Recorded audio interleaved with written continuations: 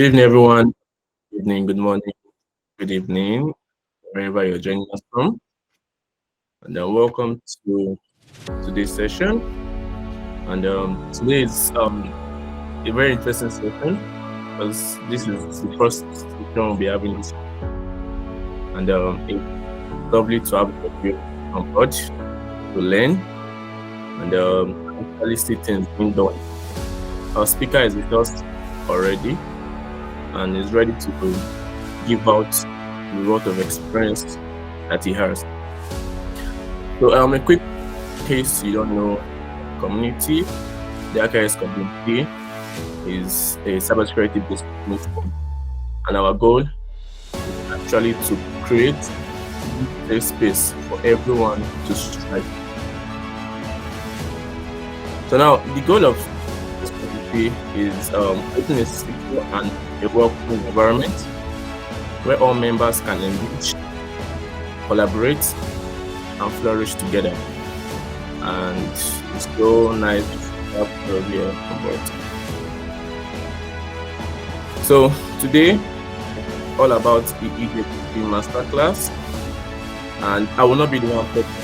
I'll be handing over the mic to one of my boss in the field, and he would be doing justice to the whole process. Don't worry, you guys are not ready for what you're about to experience. So don't let me say too much. Just sit back and enjoy the ride. So our speaker for today is Damian Pennell, a cybersecurity enthusiast, a cybersecurity practitioner, a cybersecurity professional. He has had some years in the field, and these years of experience enabled him to have some certifications in the field. And so I'll be welcoming this now. I'm giving him the mic. Damian Pennell. Hello everyone, and welcome to this live eJPT Masterclass organized by the Hacker East community. My name is Damian Pine, and I'm excited to be your host for today's session. Let me introduce myself a little bit. I'm a cybersecurity enthusiast and a penetration tester with certifications in eJPT, CAP, that's the Certified AppSec practitioner, and I have experience as a CTF player. I am also a cybersecurity student here. So as the host, my goal is to guide you guys through this exciting learning experience and help you gain valuable insights and practical skills that you can apply to pass the eJPT exams. This masterclass is mainly focused on the eJPT exam objectives. Throughout the session, I will be sharing with you my experience and giving you tips on how to get the eJPT certification on your first attempt without breaking a sweat. At the end of the session, I will answer any questions you may have. So with further ado, let's get started. Yeah. So let me switch to the presentation. Let me share my screen with you guys quickly. I'm coming. Okay. So we just okay, let me move. So this is the we'll be using this as a mini time frame, like to guide ourselves. So I don't know if you can see my screen. Okay. Yes, I can see us. Okay. So this like a we use this as a time frame. So I've introduced myself, the welcome speech, and I've given the objectives of this. So our next will be talking about the eJPT in general and the official materials, the exam topics, tips, my personal experience, other resources, final thoughts, and questions. So yeah, I've already said this as before. I'm a cybersecurity enthusiast, penetration tester, and I have these following certifications, and I'm also a student. Yeah. So and yeah. So one thing I want you guys to take note is this masterclass is mainly focused on the eJPT exam objectives, right? So this is red teaming stuff. So I will not be going that deep. You get. I will just focus mainly on the scope and what's needed to just is these exams like so. Let's go. So we'll talk about the exam voucher, how to get it, about the exams, and this is just basically the content and all we are going to be talking about. So let's proceed. So getting the exam voucher. Yeah. So you can actually get the exam voucher like through sponsorship, like being in communities and yeah, when you are in a community and you participate with them, sometimes they have some red teaming application like that, so you can be lucky to get a sponsorship to get the voucher to buy the exams, and then discounts. Yeah, so like me particularly, I got certified through discounts because I remember last year month of July the INE was running. That's INE, that's sorry, eLearnSecurity. That's the company in charge of the eJPT certification. They were running a 50% discount on all their courses. So I was able to grab the opportunity and it cost about $200. So I was able to get a 50% discount that month. Then giveaways, yeah. Sometimes you can get certifications through giveaways and some opportunities like that.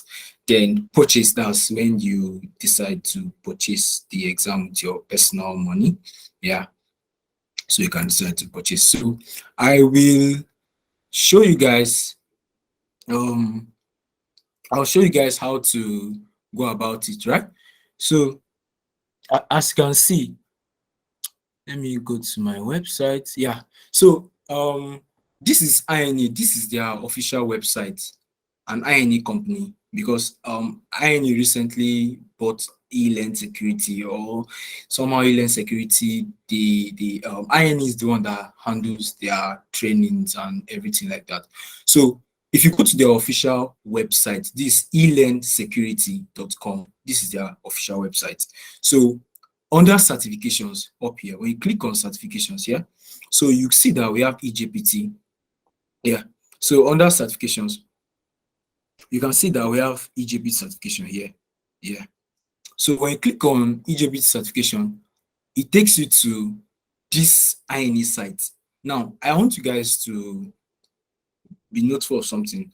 You see here, the subdomain is myine.com. So this is all about the exam, right? So this is where you can find your courses and the exam in general, and then it spoke about eJPT and yeah. So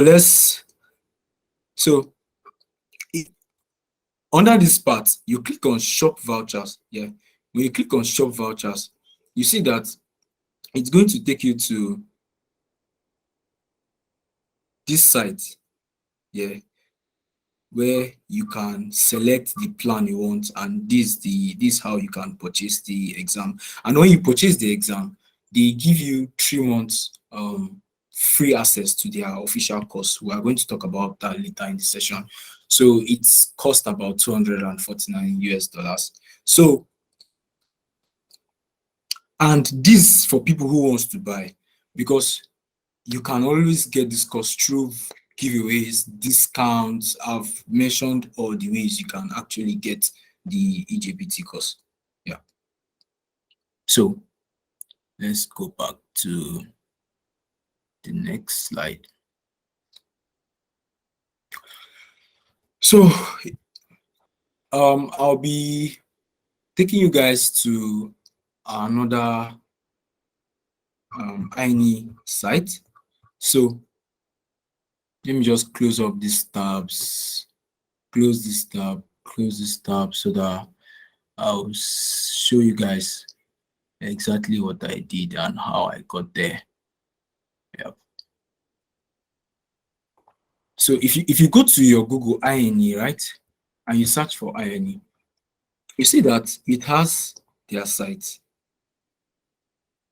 So this is their site. Now you see that this one is not having this is just ine.com, not my ine. So there are two subdomains in this that ine has.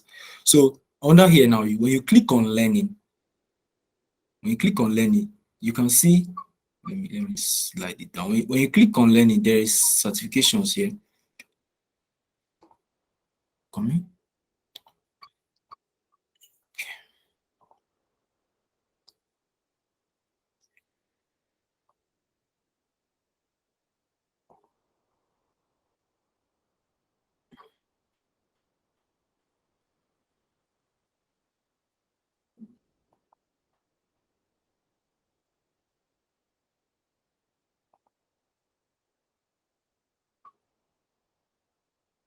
So guys, so when you click on learning and you go under certifications, then you see view all certifications. So it's going to take you to this this site.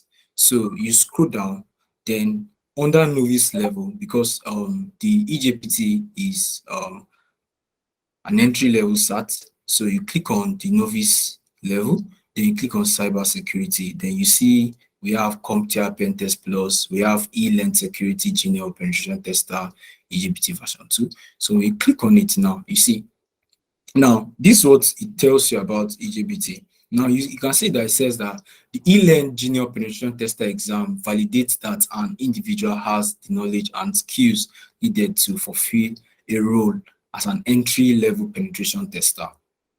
And the certification covers essential penetration testing skills and concepts, including assessment methodologies and enterprise auditing with host, network, and web application pen testing. So the eJPT V2 is designed to be the first milestone for someone with little to no experience in cybersecurity, simulating the skills penetration testers utilize during real-world engagement in a hands-on testing atmosphere. The exam truly indicates that you have what it takes to be part of a winning penetration team.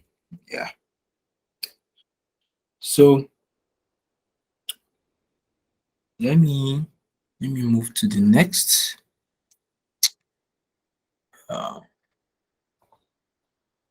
Sorry about that.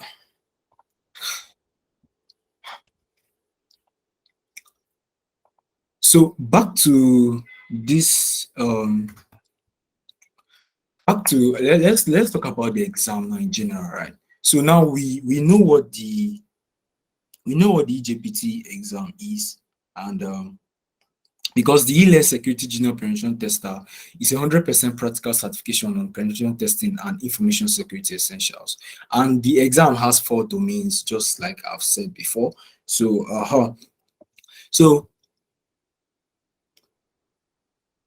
and one thing I want you guys to note about the exam is pivoting. The exam is heavily, aside information gathering, one of, every certification exam has an objective they want you to get. And one of the core fundamental objective of the eJPT exam is pivoting. Like, what's pivoting? Pivoting is, let's say, for example, right, you compromise the public facing asset of a company. Now you want to get inside the internal network. And that's where pivoting comes in, where you can use a host that you compromise, that's the public facing asset, and then you pivot into the internal internal network. So, and we'll talk about that. I'm going to show you guys some screenshots. So about the passing score of the exam. Now, the version 1 has 20 questions, and for you to pass the exam, you need to get 15 over 20, 15 out of 20. You have to get 15 questions correctly out of 20 questions. And the version 2, you need to get an overall percent of 70% overall just to pass the exams. So I'm going to, but there's something tricky about the version 2. The version 2 has 4 domains, and each domain has a minimum score that you need to actually get to pass the exams, because if you don't understand, because I've seen a lot of people complain on LinkedIn that they passed the exam with 80%, 90%, but they were not certified, they failed the exam. So I was like, no, there's something they are getting wrong, because INE recently made changes to their the version 2 exams. So not all domains have the same passing score. So we are going to be looking at that now. Yeah. So yeah, sorry, we'll look at we'll talk about that later in the exam, in the class. So on the exam day, these are things that I want you guys to take note of. We have the setup. And setup, what I mean by getting ready, preparing your system, your internet devices, making sure you have stable internet connection, strong internet connection, and getting your system ready, and yeah, and being in a very cool and chill environment, it really helps a lot. So the exam duration, the version 1 exam duration lasts for 3 days, right? Then while the new version, which is a dynamic exam, lasts for 48 hours. So you'll be given 48 hours for the new exam. And why it is dynamic, it's because they are using browser-based. You are not using your open VPN to connect, because the previous version, when you start your exams, they give you a VPN. You connect to the VPN with your credentials, and then you have access to the network. Then you start enumerating, or you start performing your pen test. But the recent version, that's the version 2, it's a dynamic exams.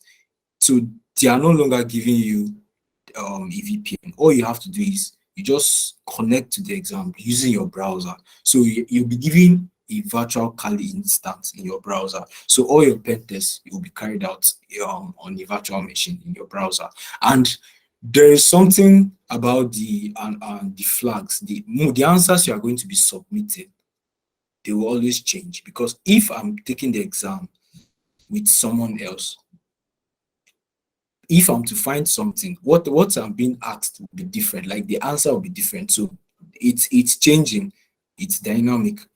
So, and we are going to, let me show you guys these. Yeah. Before you start the exams, you'll be given a student material, and this student material contains all the necessary materials you need to pass the exams. For example, you'll be given let me say you'll be given something like users.txt, password.txt, that's list of users and password. You'll be given your letter of engagement, that contains the scope of work and everything you need to do. You'll be given your guide, that's your lab guide, just in case maybe you have an issue during the exam and how you can troubleshoot one or two things. And lastly, you'll be given a pickup file, because during my exams they gave me a pickup file, a Wireshark capture.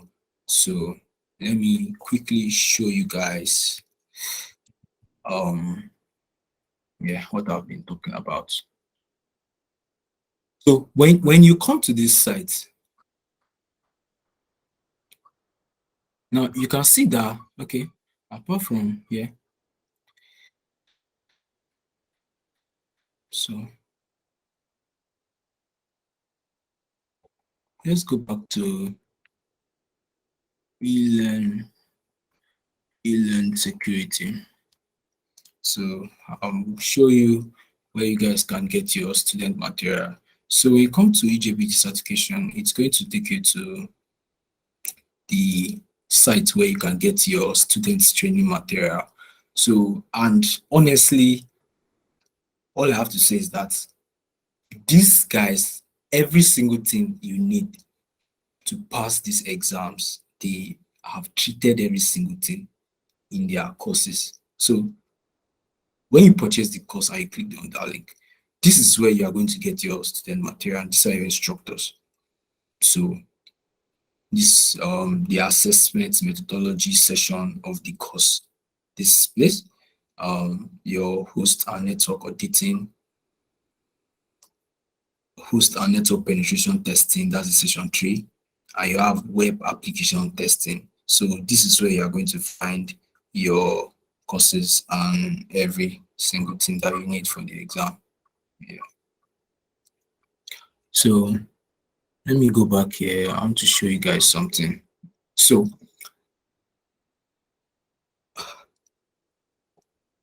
you see, they said something that, you see, it's considered a dynamic exam. Dynamic exam includes a subset of questions that will change each time the exam is attempted. So making each user testing experience unique. So now this is where you are going to get your letter of engagement and your lab guide. So let's open this on new tab so that we know about it. So now this is your letter of engagement.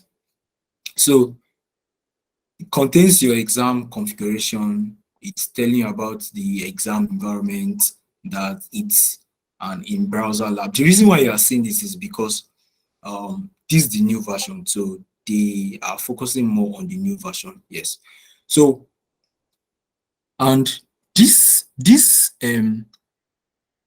Kali that they are giving you will contain all the tools you need, the script, the word list, everything. So you don't actually need external tools or resources, except maybe you really want, because you see what they stated, it's stated here that know that you do not need to download or install any custom script or tools on the in-browser Kali Linux system you have been provided access to. So you'll be given every single thing, right, to pass the exam. So your scope of engagement. So they are telling you that you have been hired to perform on-site black box. Most of us, I'm sure, okay, what's black box pen test? Black box pen test, it's a penetration testing whereby the penetration tester tries to simulate an outside threat. Like you have no idea of what's on the inside. So all you just have is just the IP of the company. So, or you perform your OSINT, you gather enough information to compromise the target, you gain access, you enumerate,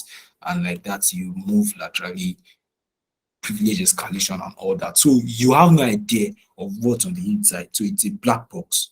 So they try to simulate, and they said targets hosts, web apps, network of an organization named Syntax Dynamics. So, and this is what the client organization has defined as the scope of the test.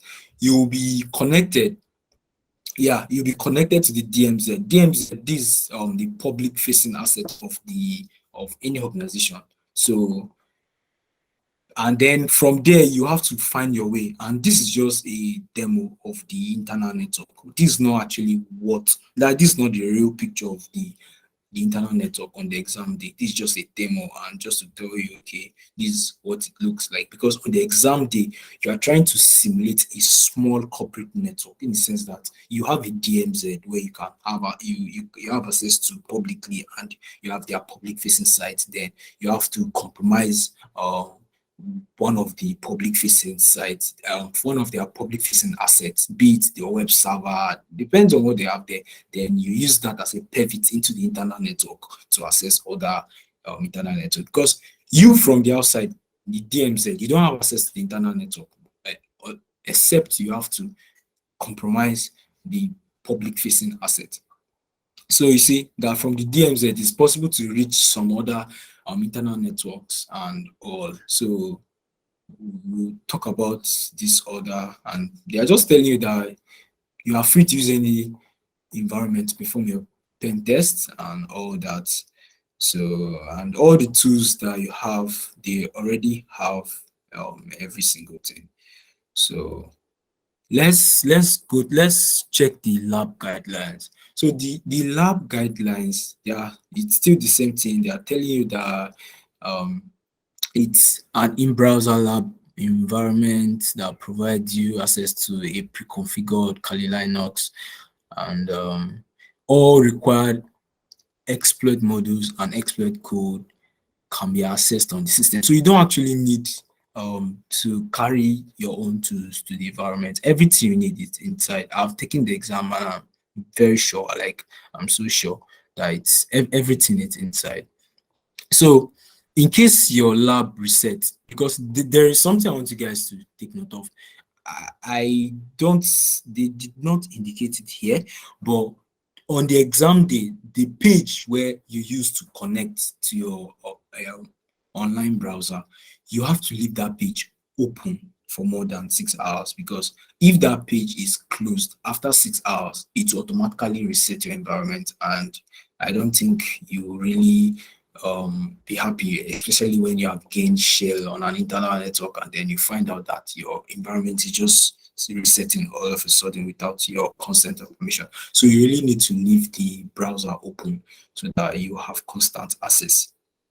So they are telling about the note taking app and all that. So yes. So, and the copying and pasting, because sometimes you want to copy something from the in browser Kali, because you need to submit your answers, or you submit whatever you are being asked, and it will be very easier for you to make things easier for you to copy and paste the provided guide here on how to do that efficiently, and it works super perfect. So this stuff, it's free on their site, so I can send the link to the chat, and also to you guys can check it out and read and go through it and stuff. Yeah. So you see that when interacting with the in-browser Kali, please ensure you are working from an environment with a stable internet connection. Yes, because you don't want to be writing your exams and then you see all of a sudden that your system just hangs or something, because this is not VPN, you are using in browser mode. So your lab environment will continue running for the entirety of the duration of the exams, which is 14 hours. But remember, I said the version 1 lasts for 3 days, unless reset by you. Yes, you can reset your exams by yourself, because I'll talk about that, how and why, and reasons why you are going to reset your environment by yourself. So if you experience any connectivity issues, please ensure you launch the lab from a geographic region that's closest to you, because the VPNs that's the new dynamic exams. You see different options: Asia, Europe, and the rest like that. So let's move. Yeah. So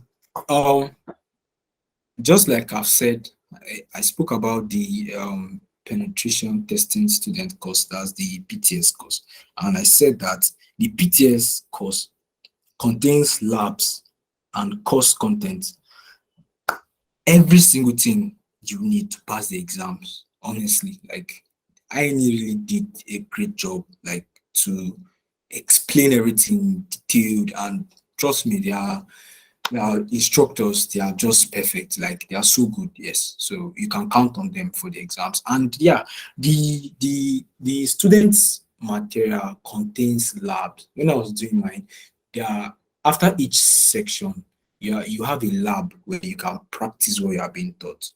So, and then they give you assignments and tasks, and then you have to complete. So just as I've said, it contains every single thing you need to pass the exams. So yeah, so I've already spoken about the letter and guide for the exams, where you have your scope of engagement, you have your lab guidance, and from, yeah, when I was taking my exams, I noticed that I had an issue. But why? The reason why I had an issue was because I did not go through my letter of engagement. I just read the first page, and then boom, I was just so excited and I jumped to the exams. But please don't do that. When you start your exams, you'll be given a student material. Now, this student material, just like I said, it will contain usernames. It might contain usernames, passwords, a pickup file. It contains your letter of engagement, your lab guide, your every single thing you need. It will be there. So before you start your exams, when you get this student material, open it, make sure you read through every single thing they say. Like, take your time, calm down, read every single thing word for word, so that you don't get to miss out on something. Because don't just expect them to give you something without using it for the exams. There's a reason why they give you. So, because when I was writing my exams, there was an issue I ran into. Just like I've said, because I did not read my scope of engagement. So it was the next day when I went through, I took my time, went through the scope of engagement there. I was like, oh, this was what I was supposed to do ever since. So please, that's really helpful. So let's talk of the prerequisites. Yeah. So the prerequisites, I think prerequisites, I think you need. You know, when you read other people's material online, they'll tell you that, well, actually you don't need much prerequisite like that you can just take the course and you're good to go. Yes, I agree with them, but then I feel before you should approach the exam, or before you should even start taking the course, you should try gaining some basic Linux knowledge, like how to navigate in Linux, how to use commands, how to use some of these tools, like on your own. Just you can practice, learn, get Linux VMs, get watch videos on Linux, how to make use of your Linux operating system. And then yes, and also to networking is good. You can watch YouTube videos on networking, just know what subnet is, like, and we'll just know what an IP address is. Like when you connect to a network, you are being given an IP address by DHP, DHCP server, and then you just need to just know what networking is, like a basic concept. You don't need an in-depth knowledge, because the PTS course, that's the penetration testing student course, contains every single training you need. But then having basic Linux and networking makes this faster for you. Yeah, that's why you need the knowledge. So the skills and topic covered, yeah, we have assessment methodologies, web application penetration testing, host and networking penetration testing, host and networking auditing. Now you'll be wondering what these are. These are the required scores. Now, this is what I was saying. When I went to, or when I was on LinkedIn, going through LinkedIn, going through my feed, I saw some people posted that, oh, that they got 90%, that they failed the exam, blah blah blah, and sort of stuff like that. So while going through their exam report, I saw that this assessment methodologies, the guy he got 100, 100, 100, and his assessment methodologies, he got 89. So, and making everything, I think his overall score was 97%. But because he got 89 under assessment methodologies, and the exam said that for you to pass, you need to have at least 90% score. So this is where a lot of people make mistakes, like the confusion, like they don't know the required score for each domain. So let me take you there. Let's check it together and see. Yeah. So now you see that it says that it said that the topics covered, right? So they said the eLearn, as the eJPT is designed to, okay. Yeah. So it's an open book entry level penetration testing certification that emphasizes the use of skills. Yeah. So now you see that the version 2 consists of 35 questions pertaining to assessment methodology, just like I've said, and they have 48 hours. Now you see it says here that in order to pass these exams, you must receive an overall exam score of at least 70% and must meet predetermined minimum score requirements in each domain section. So you see, this is where a lot of people miss this. this particular what they said here. Now it says that each domain minimum score is listed in the domain description to the right. So let's check. So now if you see under assessment methodologies, and it spoke about assessment methodologies, you can see here it says that in order for you to pass, you see you must score at least 90% assessment methodologies questions correctly on the exams. So you see, this is 90% for assessment. So you must be good at assessing, identifying open ports. That's normal basic service enumeration, fingerprinting, and stuff like that. So we have the web app penetration testing. So the web app penetration testing, you see that you must score at least 60% of web app penetration testing questions correctly on these exams to pass. So you see, the next, and you'll be tested like your cross-site scripting, SQL injection, and all, and directory enumeration, logging attacks, and all. So under host and networking penetration testing, that students will be assessed on their ability to identify vulnerabilities on target systems, identify and modify exploit codes. Now, you see, there are some times whereby you see an exploit, and then if you running it like that, it won't work. From my experience, I've played a lot of CTF, and sometimes I have to modify some exploit code just to match what they want. But then this eJPT, so don't expect something that complex. It's going to be easy, trust me. So now it says that you must score at least 70% of host and network penetration testing questions correctly on these exams to pass the eJPT V2. So you see here, you need 70%. So now the host and networking auditing, about how to enumerate the network and service information from files on the target. Like, let's say after getting foothold, you need to enumerate the target. Then you see that you must score at least 80% of host and network auditing questions. So you see, this is just all what you need to pass. That's the version 2, but the version 1 contains just 20 questions, and you must score 15/20. There, they did not specify domains, but the new version specified domains, and I'm very sure most of you that will be going for exams will be going for this version 2, because the version 1 exam will no longer be available anytime soon. So I feel this is clear. So please guys, sorry, in case you have any question, just make sure that you take note of every question you have. So by the end of this live stream, I will ask and I'll attend to such questions so that we don't get to waste much time here. Yeah. So now, tips for the exam preparation. Yeah. So while taking your course, please, I want you guys to take note of note keeping, right? Because when I was taking my exams, most of the commands I ran were from my notes. Most of the commands I ran were from my notes. So having a good note, it's really key, because you can't remember everything, because there are a lot of commands, there are a lot of things.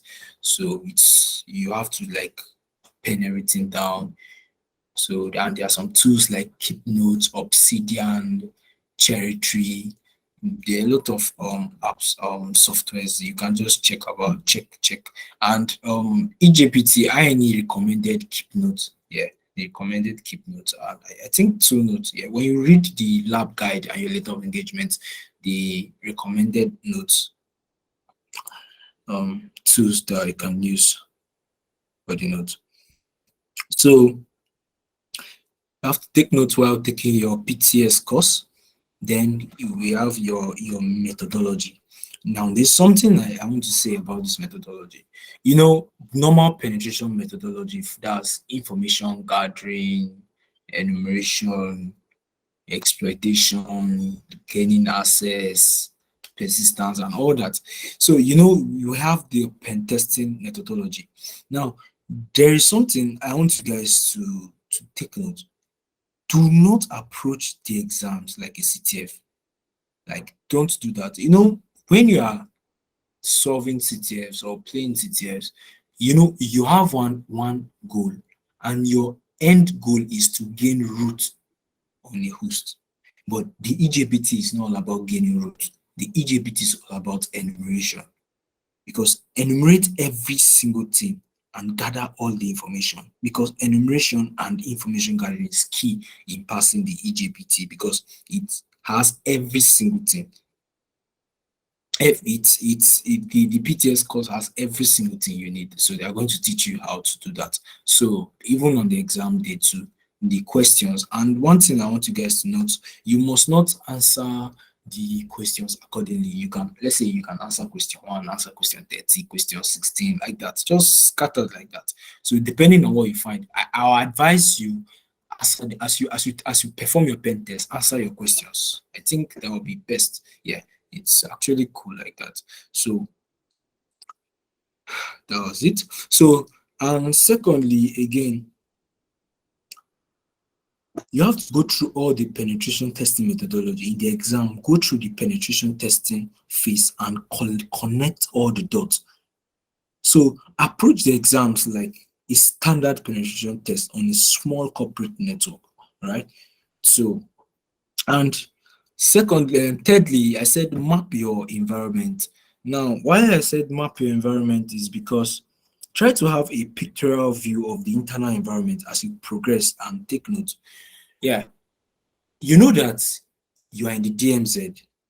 So, and you know that when you perform your hosts enumeration, your scanning and everything, you have identified all your hosts. You need to actually have a mind map. You need to know that, okay, right now these are the hosts in my subnet.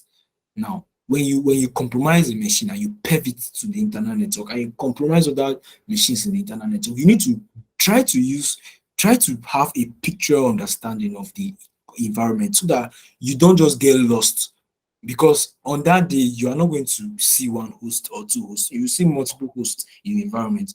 So you need to know, okay, this is where I am, this is where I am, this is where I am currently in the network. Or maybe you might have 10 networks, 20 networks. I'm just kidding, actually, but you have few networks and you need to know where you are in the network. So try to have a pictorial view of the environment. And then, yeah, your cheat sheets. So, yeah, one of the things that helped me a lot was my cheat sheet, because it still boils down to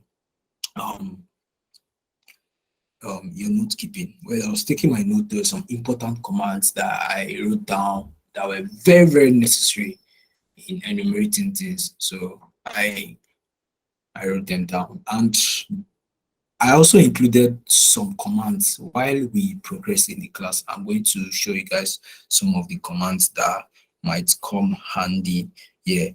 And lastly, try to create new terminals. Let's say in your Kali, when you enumerate, you run your nmap scan, don't use that terminal again to perform any other thing. Try to open another terminal, enumerate. When you were done on that terminal, don't close it, don't reuse it. Try to have your multiple terminals. Why I said so is because so that sometimes you might be missing something, so you can go to like the first scan you did, and you'll be like, oh, I did not do this, I did not do this. So to help you know that, okay, this is what I did previously. So, and also that I said, note taking is good. So if you have to just keep track of every single thing you're doing, because sometimes you might do something and then you miss something. So you have to like go back and trace your step. But if you don't keep those tabs, you are closing those tabs or opening new tabs or using the tabs or clearing the tabs, you just get lost at the point. And I feel it. Please keep your tabs during the exams. And also to lastly, I want you guys to take note of something, right? Know when something is broken. Yeah. When I was taking the exams, there was a particular host I was trying to exploit. I ran a particular exploit to exploit this host. after fingerprinting the host, performing my enumeration information gathering, I was very sure that yes, this host, this is the exploit that will work for it. But because I have been probing this host, I've been running scans on this host. So the host, I blocked, like my scans ended up blocking this particular host. So I had to reset my exam environment. That's why I said resetting your own environment is necessary, because you need to know when something is broken. Because at first it was this particular host was responding to pings, but all of a sudden it stopped because I really troubled that host. So I think I DDoSed the host. So I had to restart my environment. But if you don't know this, you'll be trying to, oh, let me try harder, not knowing that there's something broken and you broke something. So you need to know when you broke something in the environment and when to reset or restart the environment. So let's move to yeah. So let me show you guys my commands, right? Show you guys some commands that I think it's necessary. Yeah. Okay.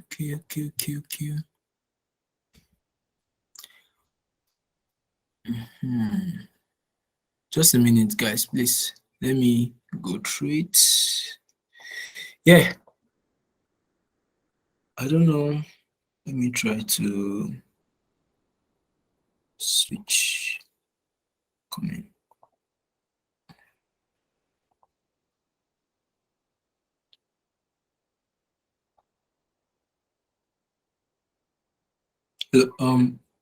Okay. Can you see my screen, please? Can I get a response from any of you? Yeah, it's coming on. Okay, good, perfect, awesome. So, okay, let's continue.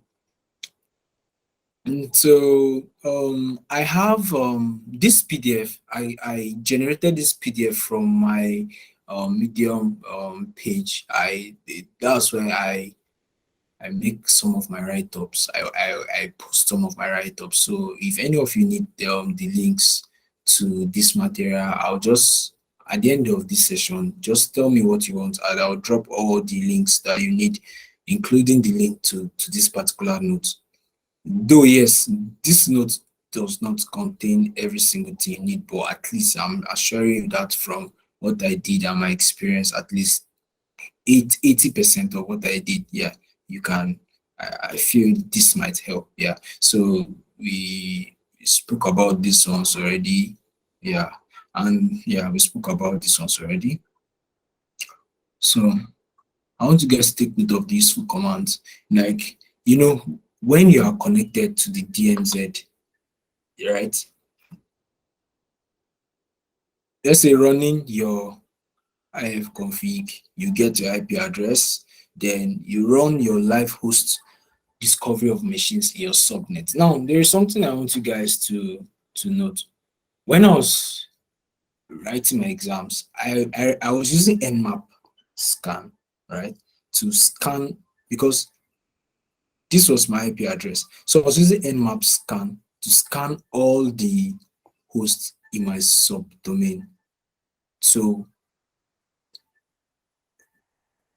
Nmap was not bringing all the script, all the hosts on that network for me. So I had to use fping. This fping, during when I was taking the course, I don't think they treated this fping, but I think it's very useful. So I had to use fping, then with my subnet, my network address, and then I scanned, and then yes, this helped and this helped. So that this is best, and these two, yeah, they are good wins that I used. So this just to bring to enumerate or to scan live host in your subnet. Yeah. So you see, sometimes I said Windows machines most times won't respond to this scan. So So performing your port scan, service version, and OS fingerprinting, right? So this is the command that I usually run. I run my stealth scan. I scan all the I ports. That's the 65,535 ports. Then that's the IP address, and this is stealth scan of full ports. Then this is a UDP scan, yes, and this is service version scan. This is a service version scan with the default scripts and OS fingerprinting. So this is it. So normally the UDP scan takes a lot of time, so you can just append your command like top 100 UDP ports so that you don't get to miss anything. So running this scan, you can run this scan so that you make sure that yes, you are not missing anything. So after getting all the hosts, you connected to the network and you have gotten a list of hosts. Let's say you got like 5 live hosts, or you got like 6 live hosts. You can save those hosts to a text file. Then you can try to run a full port scan on them, and then so that you try to know that okay, you have to fingerprint every host that you find. So brute forcing with Hydra. Now you run your Hydra command minus capital L. That's when you're using a word list. But if the small L, that's when you are using a specific username. Then your capital P for your password file. Then if it's SSH you want to scan, that's port 22, you have to specify this like this. So if it's HTTP, you specify, depends on what you are brute forcing. So on shadow is useful. Let's say for example you compromise a Linux host, and then you have read access to the shadow files, so you can use the unshadow commands and then use .john the Reaper to brute force and to crack their passwords. So file transfer is very important. Why I say so? Because sometimes when you compromise a particular host, you want to actually transfer a file, or you want to transfer a file to the host or from the host. So you can use Netcat for that, and I find it very, very handy. So if you want to actually send file on your own system, you are going to run this netcat command. So you are telling it that okay, netcat listing on this port for me, and anything you get, please send it to file.txt, right? So then from where you want to send the file, where you are getting the file, you are telling okay, netcat connect to my attacker machine and send this file to my attacker machine. So you need to run this one first, and then this one will, then you run this one lastly, and then you get your file. So you can also use SSH, that's the SCP command at user and home. So you need to, this is you are trying to connect to the user at this IP address, and then this is the file you want to copy. Then this is where you are copying the file to. So that's you can also use wget. Yeah, sorry, I did not include that here. So your research. Now, Google what you don't understand. Search exploit with Metasploit and Google. Why I said to is because sometimes you are going to see something that is strange or something that you have not seen before, and then you'll be like, what's this? So, and then you'll be like, oh, I've not seen this before, so let me know. It's not useful. No, you have to, anything you see that you don't understand, they might ask you a question. I don't know how to do that. Your Google is always your friend. Like every single thing you want to find, you can find it on Google, and it's very handy to search very well.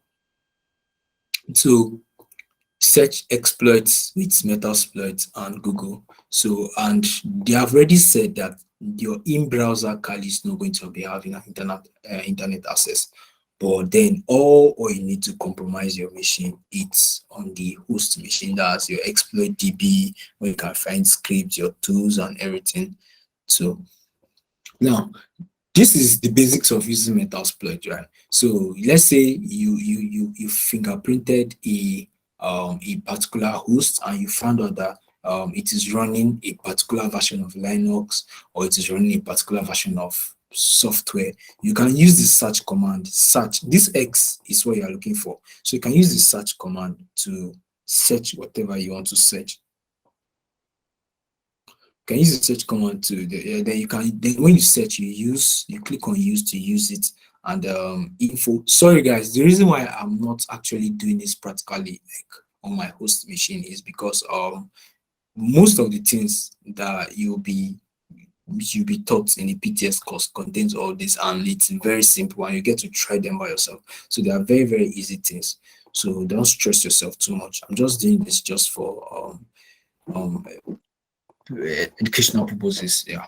So you set your exploit and you run your exploit. So your Metapreter session, let's say you got a Metapreter session to a host, you can run help so they can find the list of commands that you can run. And also to this info is to get your privilege and stuff. So everything you need will be dot. And one good resource you can get about Metasploit is on offensive security. That's Metasploit Unleash. They have a very great resource there, like for free, that you can learn about Metasploit. So this is enumeration, like directory enumeration. So you use your GoBuster command to force for directories. This particular -d is to force for some configuration files and some, yeah, it's very handy. Then this is when you have to force for PHP extension files or zip or HTML. So it depends on what you are looking for. So we have XSS attack, cross-site scripting. So before you attack XSS, you need to look for endpoints like the search button, all those search parameter. Depend on any parameter you know that a user can inject something, you can perform your XSS attack. So you have reflected XSS and persistent XSS, and we have what we call DOM, but the eJPT, that's out of scope, so we'll just stick with this two. So reflected is only when you it just pops up on your screen once and it goes. And then where persistent, it's when it's there. Like let's say for example, a message forum, you can run your payload there, and then whenever a user refreshes their page, whenever a user refreshes their page, it's persistent, it keeps loading. So that's the difference between reflected and persistent. So this is just a simple payload to test for XSS vulnerability. But though there are some applications that actually this, you have to like make your script complex enough to bypass the filters, but this is just for demo purpose only. So SQL injection with SQL map. Yeah, SQL map is handy. Why I'm taking SQL map is because on the eJPT exams, SQL, you can use your SQL map to exploit SQL injections, and the exams, yes, the web app part, they will ask you questions definitely on SQL injection. So when you want, if you want to perform SQL injection, let's say on a login page example, just try to put different parameters there, like different values in the login page. Let's say username, password. You can just put maybe admin example, then intercept the request with your pop suit, and then save it as a req.txt. Then you go to your terminal, you perform this. Now, this first command here is to enumerate the database, right? So this is to enumerate for tables, and this is to enumerate for columns, and this is to dump actually. So every single command you need in the exam will be, the PTS course contains every single thing you need. So let's move to pivoting, because that's where my emphasis is in these exams, right? So pivoting, that's example. This is pivoting. This is just an image of a diagram that I said that this is your attacker box, right? This is for demonstration purpose, and this is not how the environment looks like in the exam. So this is just the this is just for demonstration purpose, and this I got this image from the lab guide and letter of engagement. So yeah, this is just for demo purpose, please. So the DMZ network is the public facing asset, right? So this is your attacker machine. Example, this is your network. You're on the .10 network, right? And you are number 2 on the network. That's your IP address. Then you have 3 in the DMZ. We have 3 hosts: the attack box, another host, another host. Then the internal network, there's 2 internal networks right here. We have internal network 2, internal network 1. So, but then you in the DMZ, you cannot access this internal network because that's why it is. So, but the only way for you to access this internal network, you have to compromise any of these hosts. Now, if you are a pen tester or an attacker, you compromise these 2 hosts. If you check the IP tables of this host, you notice that this host A is a dual homed machine. What's dual home? Dual home is a machine that is connected to 2 local area networks. So you can see that you are in the .10 network, and these 3 machines are in the .10 network, right? So this 1, 2, 3, they are in the .10 network. But this particular host A is dual homed, and it is connected to another LAN. So this LAN is an internal network that has other hosts, and machine B is in the internal network. So for you to actually reach machine B, you have to compromise machine A, compromise this machine also to board. Compromise machine A, you run your ifconfig command, and you notice that, oh, this is LAN 1, LAN 2, or Ethernet 0, Ethernet 2. That's your network interface devices. So you can then use this as a pivot, because you have to add this IP, like the whole network subnet, to your routing table, so that you should be able to like scan other machines, and you'll be able to ping this machine B. So this is just the theory of what I've been saying, that you have 2 methods, right? So the first method is, this is your attacker machine. You're on the .10 network, your IP address is 2, and your gateway is 10.10.10.9. And yeah, this is your gateway. This is just example. So, and machine A has 2 IP addresses, which is a dual homed machine, and machine B. Now I'm saying that your attacker machine can ping machine A, but it can't ping machine B. But machine A can ping both the attacker machine and machine B, because it has 2 network interfaces. Example, Ethernet 0 and Ethernet 1. As the 2 hosts, that's attacker and machine B, are not part of the same LAN, the ping command goes to the default gateway. What am I saying here is that this attacker machine can ping machine A, right? But this attacker machine cannot ping machine B. Why? Because they are not in the same network, and this attacker A does not have this network on its routing table. So in order for you to actually gain access to machine B, you have to compromise machine A first, then use machine A as a pivot. Add this network to your routing table of the attacker machine through this machine A, then you'll be able to scan this new network. So that's what pivot is all about. So then you scan this network and you compromise it. So that's just what is happening here. So there's a very simple command to do that.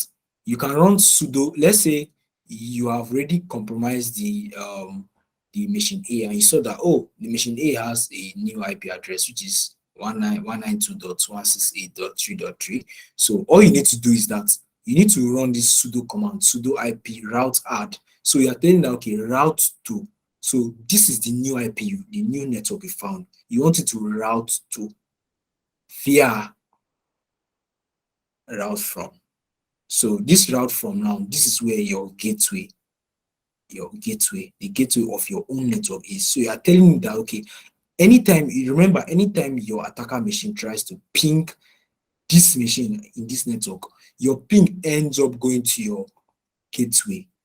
This is your gateway. So anytime you try to ping this machine, your ping ends up going to this gateway, because it will go to this place, broadcast, but at the end of the day, it's not going anywhere. So it just stop here. But if you add this new network to your routing table, your attacker machine will be able to, like, okay, when it comes here, your router will be like, oh yeah, you can go to this place and find this machine, and that's what is going to happen. So,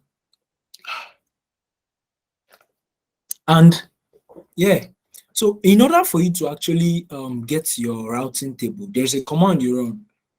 I'm sorry, I did not include that here. The command is route. You just type route. All these things I'm saying, you are going to find it in your PTS course. So the method 2, it's also very, very cool. So method 2 is using Metasploit, right? So let's say you use your Metasploit to compromise machine A. And after compromising machine A, you gained a Metapreter session, right? So after gaining your Metapreter session, you run the IP config, and you saw that this machine A has 2 interfaces, network interfaces. The first network interface is the same network that your attacker machine is, right?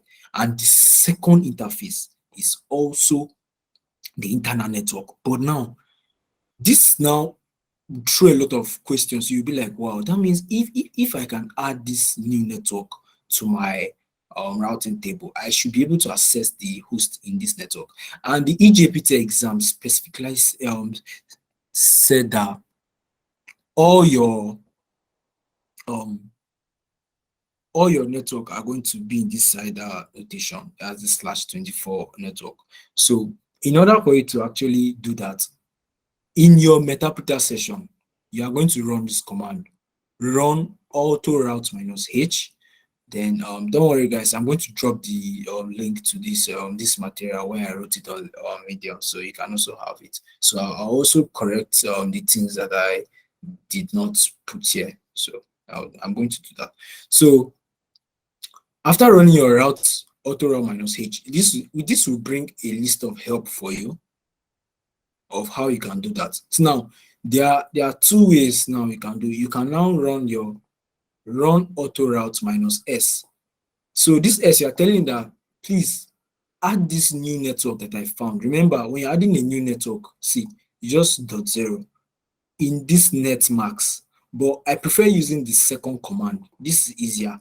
Run auto route -s, the new network / its side annotation. So this is either very, very easy. This command, you click, you type run auto route -s. So what it will do is that it will add this new network to your routing table in the Metapreter on your Metasploit. So, but this won't be available on your host, but it will only be available in your Metapreter.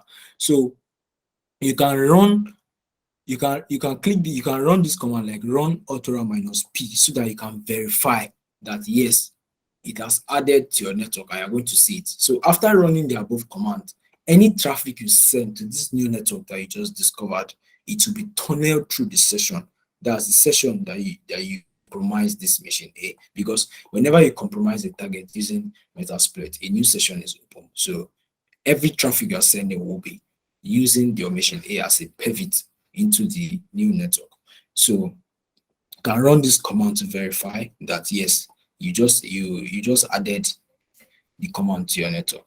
So now we can check if we are able to scan other systems on this network. Sorry for that typo. that we have just discovered using a basic TCP scan port scanner. So you can use your Metasploit auxiliary scanner. Then you set the options, set your R host to this new network that you found, set your threads, and you click on run, and voila, you'll be able to scan the hosts in this new network. So, but I'll strongly advise do this, yeah, because with this you'll be able to have full access to the network from your local machine. But with this method too, you can only scan the network using your Metasploit, not on your local machine. For you to be able to scan the new network on your local machine, is that you need to use proxy chains. That's you have to use proxy chains. So, and it's very slow. So that's why I always advise people to use this first method when they are pivoting. That's for the eJPT exams. I'm being specific. Yeah. So that's all for this slide. Let me switch to my comment, please. Okay.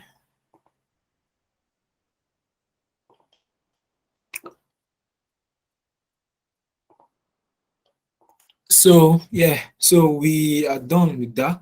So, and yeah, I have other sources, labs, and additional practice. We have TrackMe. We all know TrackMe, a platform that we can use to learn basics of cybersecurity, be it blue teaming, red teaming, and all that. So supplements. Let me quickly show you guys something. The supplement. I have a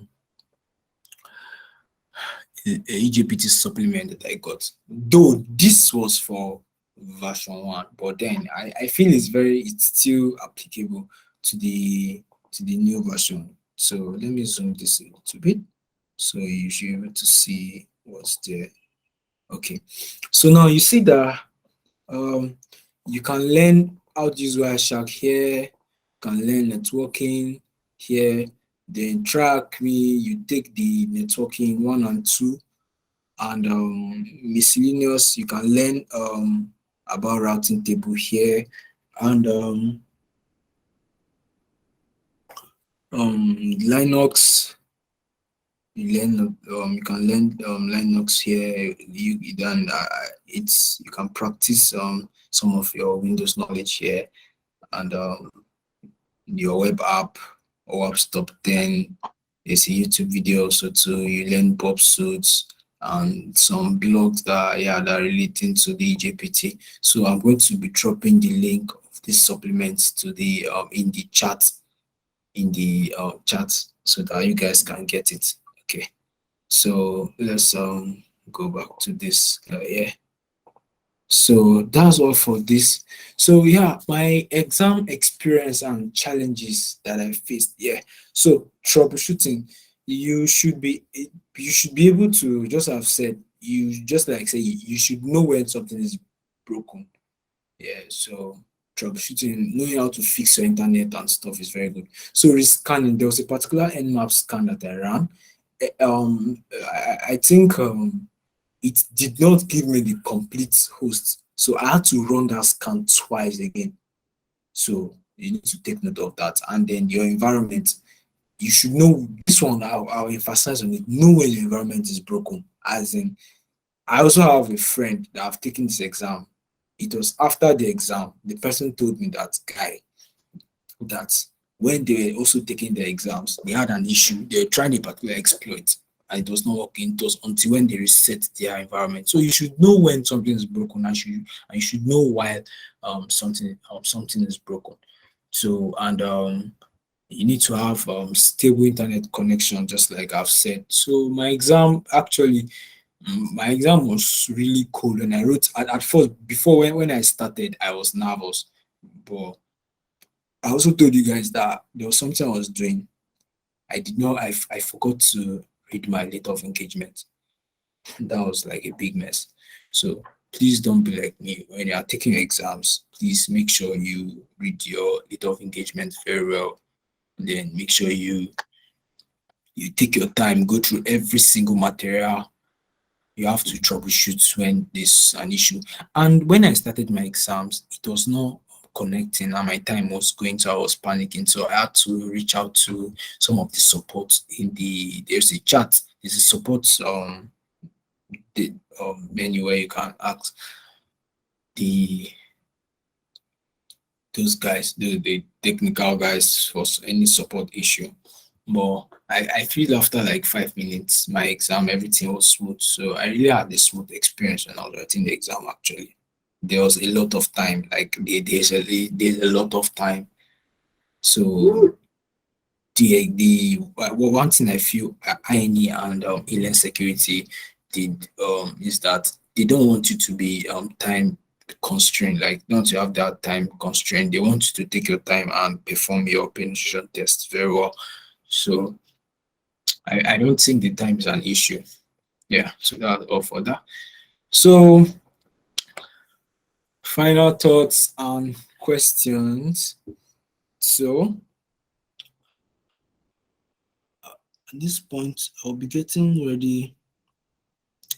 So guys, all I have to say is that don't stress too much. It's a relatively easy exams. Visualize the systems in scope as a target. Information gathering and fingerprinting can help expand your target. After taking the eJPT certification exams, I can confidently say that it is one of the best exams I've ever taken so far. I highly recommend it to beginners who are looking to start their journey in cybersecurity. Also, there are some professionals too that have no pen testing certification.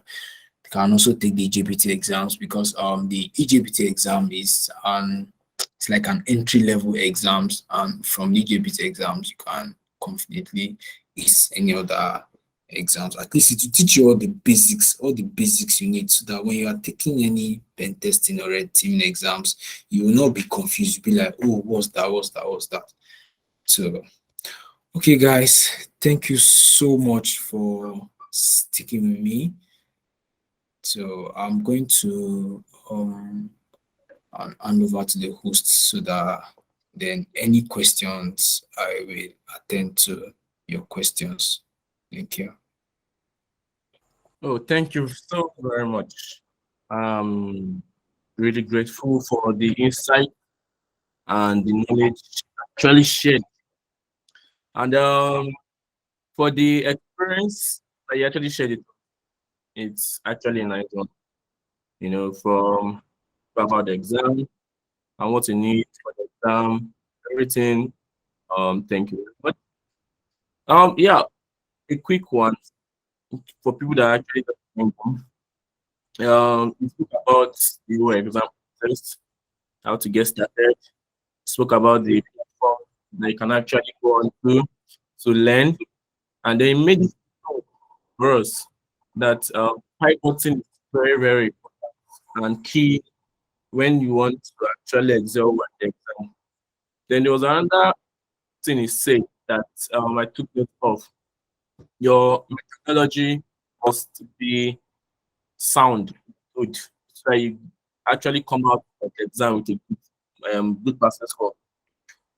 And creation of tools, your word list, scope of engagement, black box testing, and all that. In case you don't understand things, you can actually Google it, but we would give room for those people that question here with us today. And please don't ask questions, raise your or send it to the chat box so that we will actually um, allow you to speak. So while we do that, Mr. Damian, are you still with us? Yeah, I'm still here. All right. So I was able to take note of some questions and like to share them with you. Okay. So someone asked, can your network connection cause a serious issue during the exam? Yes, it will, because now when I was taking my exams, it was I was using OpenVPN. So I had there was a particular scan I was running, and my scan was so slow because my network was giving me issue. Then I had to look for a better place to get a stable internet connection. Now that you are using like the new exam version, that's the version 2, it's dynamic exams. They are using browser based, and that even consumes more data. So I think you need at least an average um connection for that. Yeah, at least have a stable internet connection. Like it's key. You need it. That's just the honest answer, actually. All right. There's another question that was asked.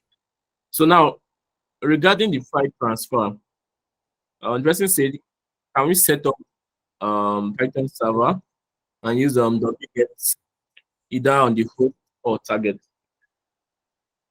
Yes, you can, because I said earlier that um while I was going through my notes, I made a mistake.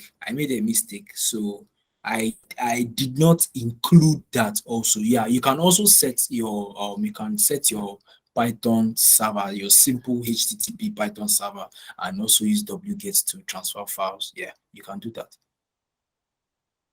All right. All right. So I have a personal question for you, and I'm sure probably be in some people's mind. So is the eJPT version 1, is it still available? Please, can you come again? I didn't get that. All right. So I said I have a question, and it might be in some people's mind. The eJPT version 1, is it still available? No. You can't get the voucher. If you want to make any payments now for the voucher, you can't get it.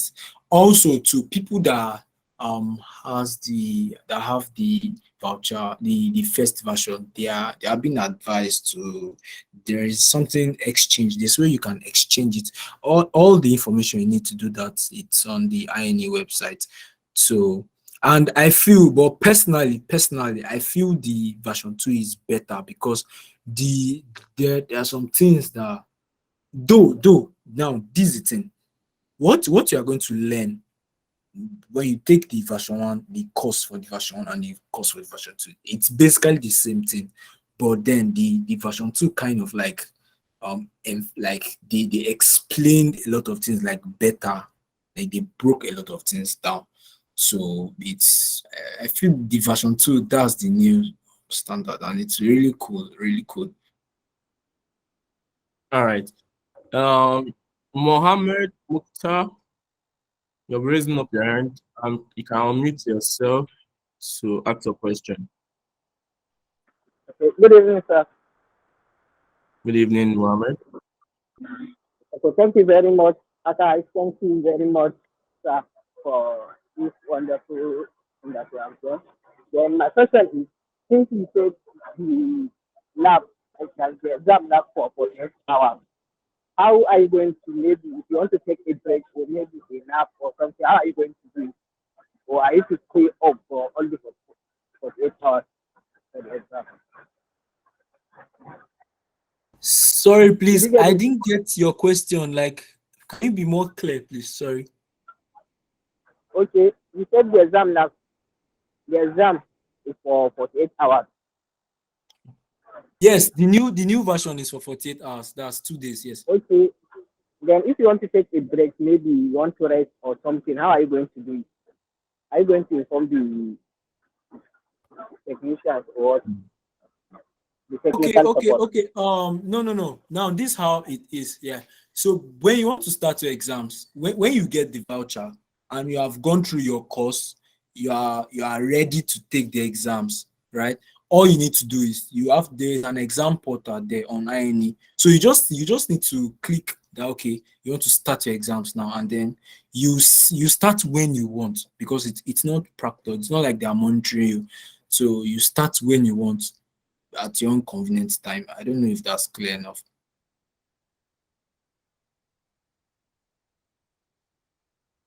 All right. I guess that is clear enough. Okay, Joel, you can unmute yourself and ask your question. Thank you. Oh, okay. Thank you very much, Damian. A very good presentation. And I think I want to buttress on what Mohammed, I'm not sure if I get the name now. Well, what I think what he's trying to talk about is that just like version one, I think it's 72 hours or so, if I'm right.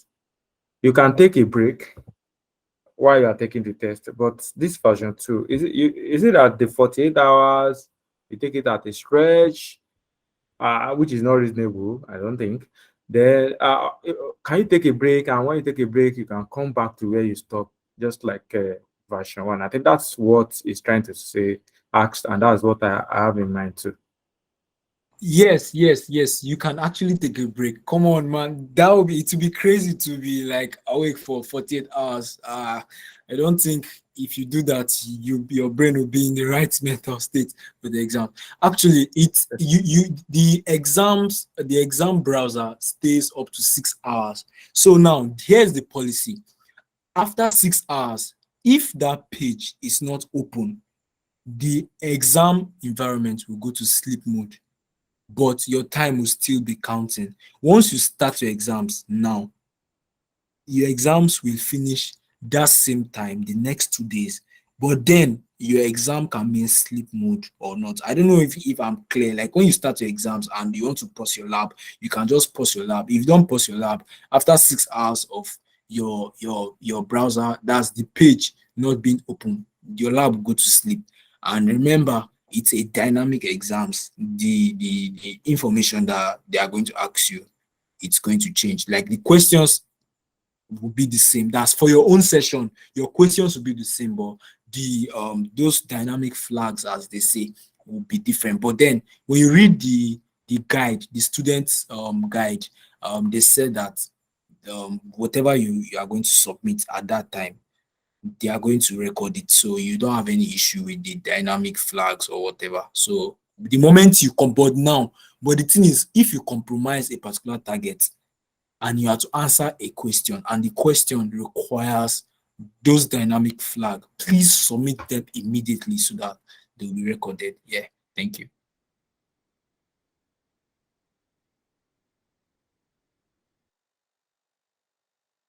All right, perfect.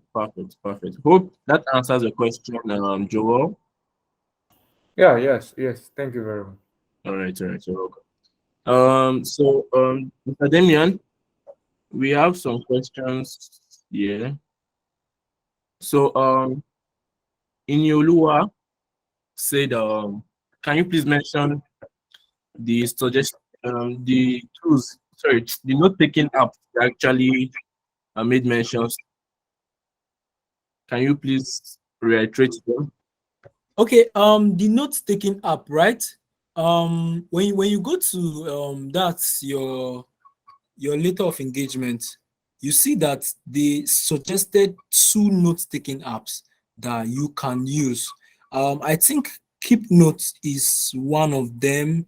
Now, yeah, you see, this was the so can you guys see my screen? Yeah, I think so. Yes. Now you see, they said that we recommend using note-taking tools like Cherry Tree, Keep Notes, but I personally use Cherry Tree. You can use Trillium, Obsidian. They are just a lot, OneNote. So yeah. So everything you need, it's in your student material that you'll be given. So yeah.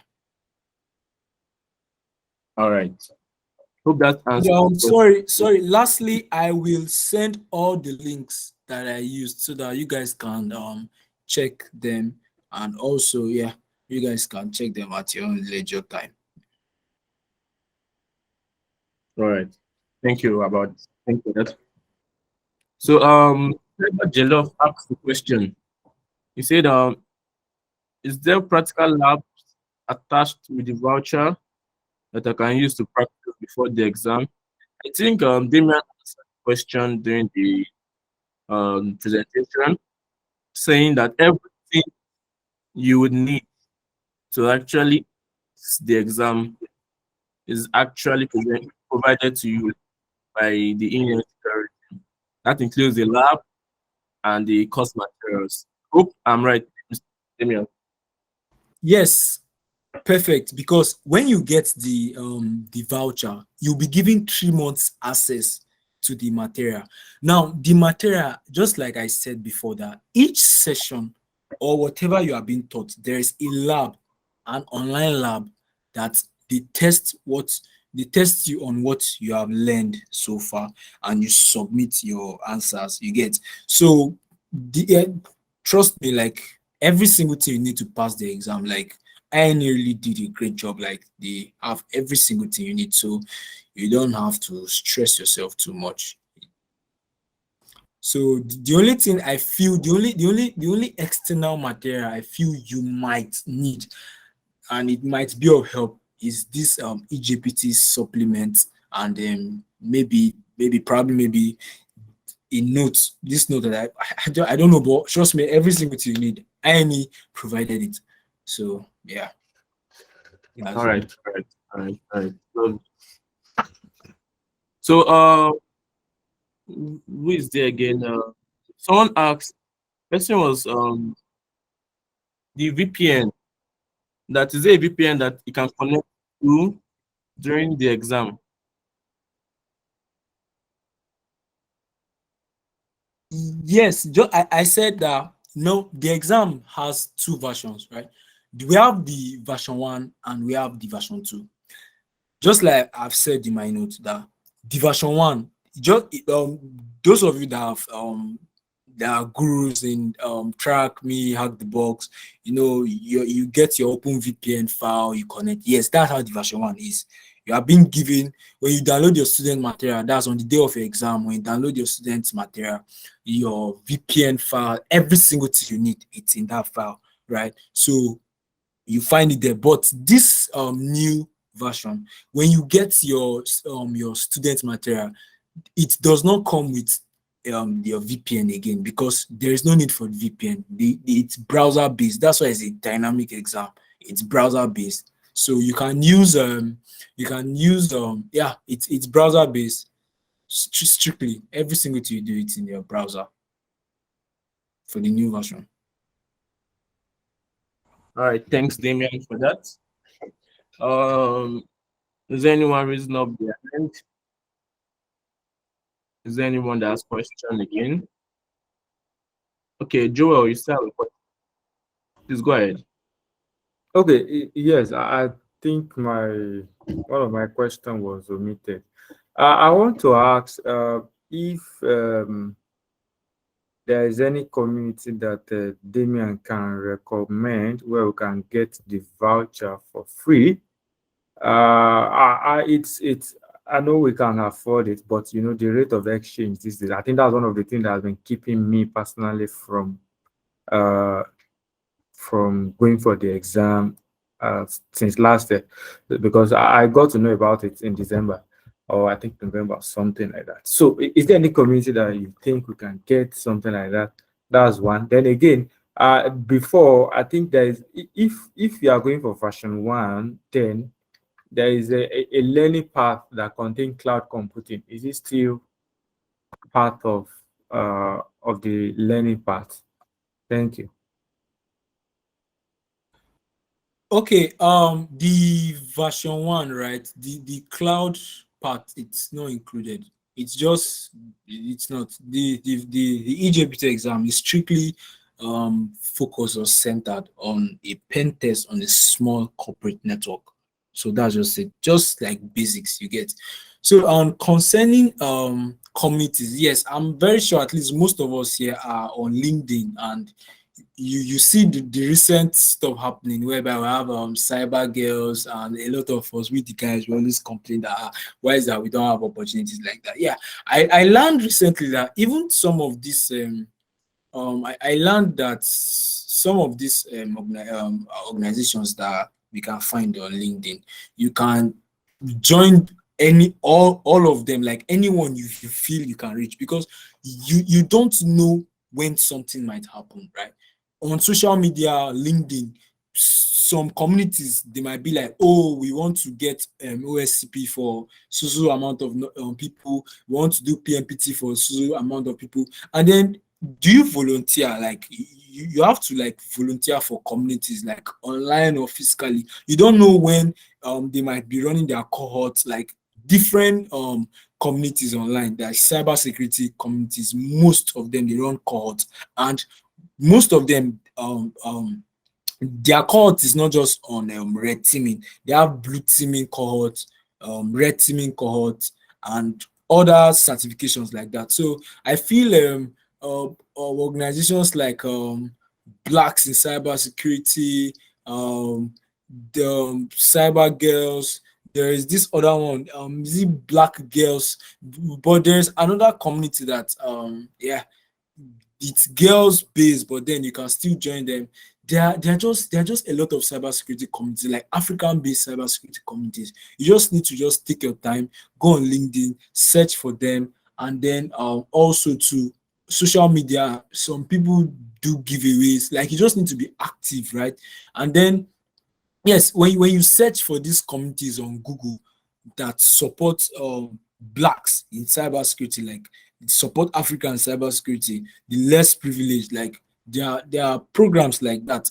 So it's just a matter of taking your time, searching for these communities, writing down their names, going on LinkedIn, checking them, following them, know when they are accepting applications, get sign up for the applications, join their groups. They might be on Discord, most of them Discord. So from there you follow up, and then who knows, you might land on something. And then just like in this field, networking, cybersecurity, we really need a lot of networking, because you might have a friend and then your friend have access to an information, and then but because of the person is your friend and you have access, and the person has access to the information, you can get that info from your friend. So you just need to show that you have passion for it and making connections with people.